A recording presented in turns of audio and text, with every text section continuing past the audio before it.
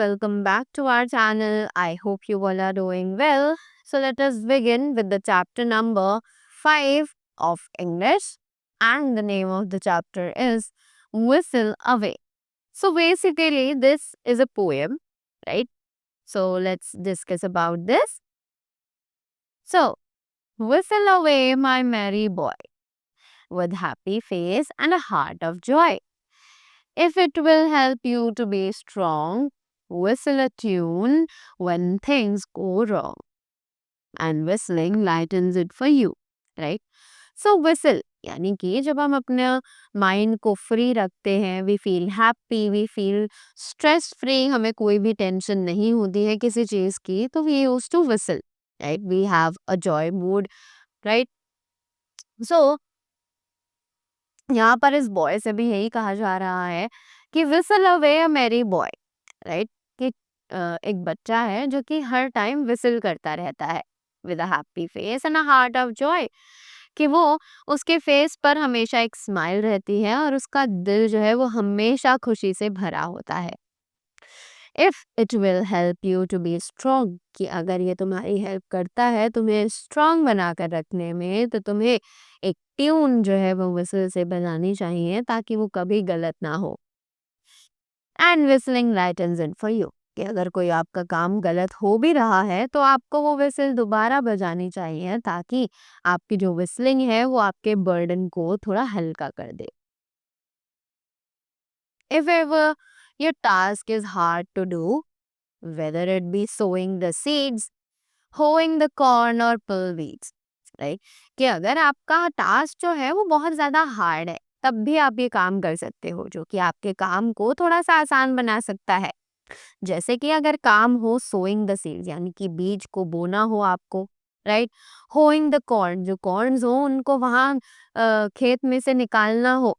और पुलिंग बीज, यानी कि जो गेहूं उग चुका है उसको निकालना हो, उसको अलग करना हो. गैदरिंग फ्रूट और रेकिंग है, कि आपको फल इकट्ठे करने हो, या फिर रेकिंग है, राइट? यानी कि जो घास फूस है उसको आपको ढो कर कहीं रखना हो. और ड्राइविंग काउज विसल अवे, या फिर आपको गाय को चराना हो, राइट? तब भी आप विसल कर सकते हो और आपके काम जो है वो बहुत ज्यादा इजी हो जाएंगे. Whistle a tune if you can sing, कि अगर आप गा नहीं सकते हो तो आप एक विसल को ट्यून कर सकते हो, यानी विसल बजा सकते हो. And that should seem the next best thing, और वो आपको सबसे ज्यादा अच्छी चीज नजर आएगी. That you can do perhaps will cheer the hearts of some who chance to hear, कि आप अगर एक विसल ट्यून बजाते हो जो कि अच्छी होती है, तो ऑब्वियसली किसी और का दिल भी उसे सुनकर खुश हो सकता है, right? Better to whistle than to pout, and scold and fret no one can doubt, कि सिर्फ मुंह बनाने से अच्छा है कि आप विसल कर लीजिए, राइट? ताकि आपका जो स्ट्रेस है, आपकी जितनी भी टेंशन है वो सब खत्म हो जाए. सो कीप अ मेरी हार्ट माई लेड एंड दस मेक अदर पीपल ग्लैड. अब वो कह रहा है कि हमें अपना दिल तो खुश रखना ही चाहिए, और साथ ही हमारे आसपास के जो लोग हैं उन्हें भी खुश रखने का ट्राई करना चाहिए. Do all the good you can each day and as you toil whistle away, right? कि आप जितने अच्छे काम आप एक दिन में कर सकते हो, आपको उतने अच्छे काम करने चाहिए. And as you toil whistle away, और अगर आप उन्हें स्पॉइल कर दो या उन्हें खराब कर दो तो आपको सिर्फ विसल करना चाहिए, टेंशन उसकी चीज की नहीं लेनी चाहिए. Right, so that was all about the poem.